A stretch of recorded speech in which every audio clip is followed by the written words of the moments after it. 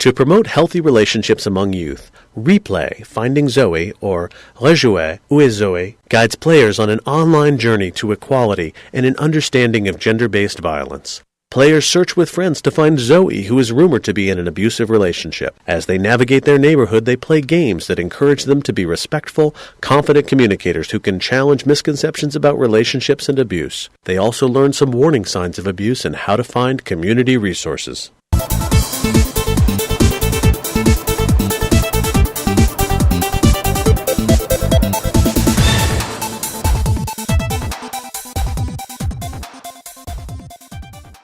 Now, in terms of the game itself, what we have is a dynamic where youth are searching for this character named Zoe, who's in a violent relationship. And they have to navigate through their community to find her. And so, for instance, we had to talk to youth about what is in their community. Again, this is rural youth, this is suburban youth, this is youth living in cities, and what they see in their communities is so different from place to place. Very much of the content that we were able to come up with was grounded in what they told us, what they wanted. So for instance, it was very important for them to be able to choose a character and be able to customize that character and give it a name and be able to change the hair color, the skin color, the facial features, all these things. Now, that's quite unique for a very simple online flash-based game. You don't often see these really hardcore mechanics when it comes to player customization. But that was something important for us to include because they told us they wanted that.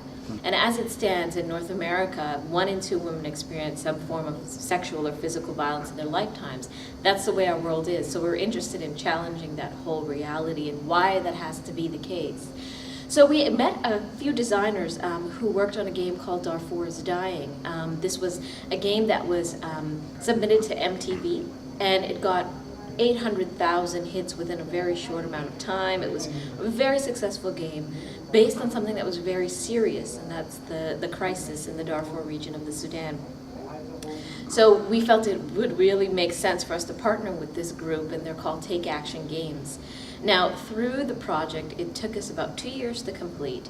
The first part was a bit of some research and some work with youth. So we interviewed over 250 youth across the province of Ontario to find out what they do in terms of how do they play games, what games do they play, why do they like games, if they're not playing games, why are they not playing games.